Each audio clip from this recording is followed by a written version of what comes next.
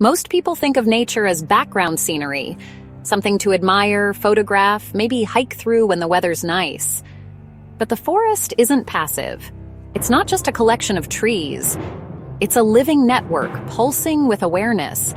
It's watching you, feeling you, and maybe, just maybe, it's communicating with you. You've likely felt it before, that calm that sweeps over you the moment you step into the woods. Your breathing slows. The tension in your chest eases. Your mind begins to quiet without effort. Science would tell you it's just the clean air, the greenery, the escape from urban noise. But what if that peace you feel isn't just your body reacting?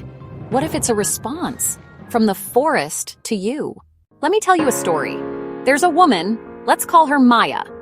She'd spent years in a demanding, high-stress job, the kind of stress that sits in your gut and won't leave.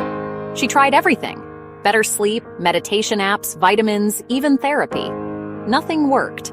Then, almost accidentally, she started taking walks in a patch of pine trees behind her apartment. No podcasts, no scrolling, just quiet walking, just listening. At first, it felt pointless. She was restless, still trapped in her head. But after a few days, something shifted. Her anxiety softened. She stopped waking up with dread in her stomach. She started noticing details: the sound of wind through the branches, the subtle scent of the bark.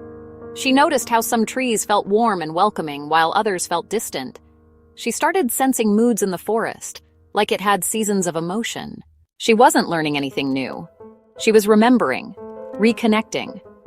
Something ancient and instinctive clicked back into place. The forest wasn't just a place she walked through, it was a presence. A living, intelligent presence she had somehow forgotten how to hear. And this isn't rare. Around the world, people are rediscovering this forgotten relationship. The feeling that nature isn't just beautiful, it's aware. That calmness around trees isn't only chemical, it's energetic. It's not just about air quality or green light frequencies, it's about resonance, connection. So here's the question. If nature is alive in this way, if forests respond to us, what are they trying to say? Why did we stop listening? And what happens when we begin listening again? Science used to laugh at the idea of plant intelligence. For most of the 20th century, the idea that trees could talk or that fungi had awareness was dismissed as fantasy. But that's starting to change. Researchers have now confirmed what ancient cultures always believed. Plants communicate. Not metaphorically, literally.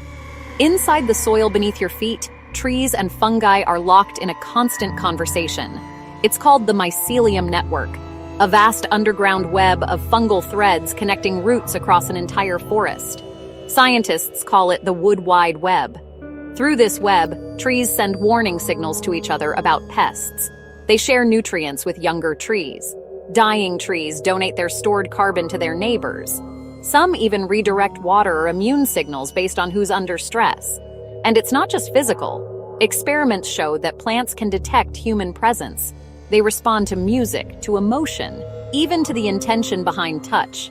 Cleve Baxter, a former CIA polygraph expert, famously hooked up a houseplant to a lie detector and claimed the plant reacted when he merely thought about burning it. Mainstream science scoffed, but new studies now suggest plants do emit signals when under threat, and some of those signals may be more complex than we imagined. Trees use airborne chemical messengers. They smell danger. They taste the presence of other plants. They can sense when something is watching them, when light shifts, and when animals approach. Fungi, on the other hand, seem to act like processors. They decide where resources flow. They can link totally different plant species together, and seem to favor more cooperative trees while isolating selfish ones. One experiment even showed that when a group of beans was dropped randomly into a pot, the roots would begin growing toward areas of nutrient-rich soil.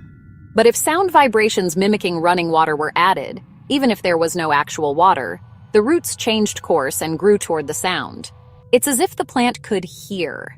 Of course, this isn't hearing in the way humans do, but it challenges our definition of intelligence. If intelligence is the ability to sense, respond, and adapt, then nature is intelligent.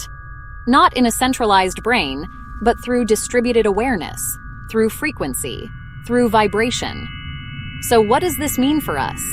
It means that when you walk into a forest, you're entering a living mind, one that can sense your presence, one that operates at a pace slower than yours, but no less complex, one that's not made of neurons, but of networks. And that brings us to a radical idea.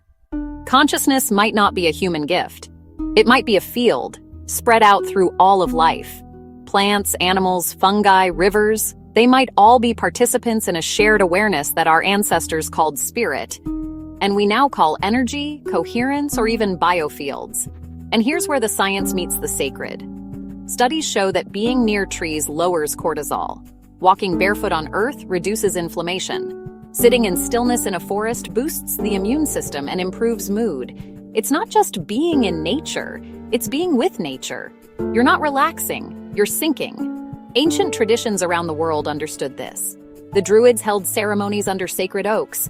Indigenous cultures sang to plants before harvesting. Yogis meditated under trees not just for shade, but for connection. Japanese Shinto regarded certain trees as spirits. Vedic culture saw the peepal tree as the tree of life. None of this was superstition. It was subtle science, listening to the language of Earth. Modern science is just beginning to catch up. And the most exciting part? You don't need to be a mystic or a scientist to feel this. You just need to get quiet, get present, and start listening. Because when you do, the forest might just answer back. So how do you actually begin to hear the language of nature? It starts with slowing down. Not just your walking pace, but your inner speed. If you go into the forest with your mind racing and your phone buzzing, nature stays silent. But if you step in with intention, quiet, still, open, something changes. You begin to notice. Start by grounding. Take off your shoes and place your feet on bare soil or stone. This isn't symbolic. The earth carries a subtle electric charge that interacts with your body. Studies show that grounding can reduce inflammation, regulate circadian rhythms, and stabilize mood. But beyond science, grounding is your handshake with the earth. It says, I'm here. I'm listening. Now breathe, slowly. Let your breath match the rhythm of your surroundings. Breathe with the wind. Exhale with the sway of the trees. As your nervous system slows, your perception expands. You'll begin to hear subtle sounds. Leaves shifting, insects clicking, branches creaking like old voices telling stories. These aren't background noises, they're the forest speaking. Choose one tree, sit with it, don't just look, feel. Trees carry electrical impulses, store chemical memory, and vibrate at frequencies unique to their species and environment. Some traditions say each tree has a song. You might not hear it as music, but sit long enough, and you may feel a pattern, a rhythm, that calms your heart and clears your mind. Now try this.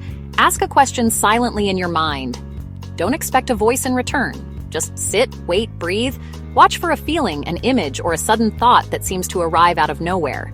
Some call this intuition. Others say it's your subconscious. But many traditions believe it's the plant's response, offered in the language of energy. Another practice, water listening. Find a stream or any flowing water. Close your eyes and let the sound wash over you. Water moves in fractals, in patterns that mirror brainwaves and natural rhythms. Just listening to it, without doing anything, resets your nervous system. But even more, if you listen deeply, you may feel messages carried in the flow. Indigenous cultures often spoke of receiving guidance near water, not metaphorical, but real insights. Try this too. Hum or sing gently near plants. Some studies show that vibration affects plant growth. But beyond that, when you express yourself softly through sound, you become part of the vibratory web. You're no longer a visitor, you're a participant. Even walking becomes sacred if done slowly and with awareness. Every step is a communion with the ground. With each inhale, draw in the scent of the plants. With each exhale, release your tension into the soil. This is not imagination, it's alignment. When you begin to practice these rituals, something shifts. Your thoughts slow, your emotions soften, your body feels less separate, and something incredible happens. You begin to remember. Not facts or memories, but a deeper kind of knowing that you're not alone, that you're never really separate from the living intelligence around you. This is why stillness matters. It's not about isolation or silence, it's about receptivity. Stillness is the doorway to communion. In a world that tells you to optimize, hustle, and consume, stillness reconnects you to meaning. If you've ever felt lost, anxious, disconnected, it may not be a mindset problem. It may be that you've simply forgotten how to listen to the earth. But you can return. Start with a small ritual. 5 minutes barefoot on grass. One tree you sit beside each week. A single question whispered to a flower or stream. Over time, those moments will become medicine. To help you begin, we've created a free guide. And for a deeper journey into how water, plants, and the field of life shape your mind, read the book, The Water Advantage by Fibonacci Publishing. You don't have to go far to find peace. You just have to go outside and listen.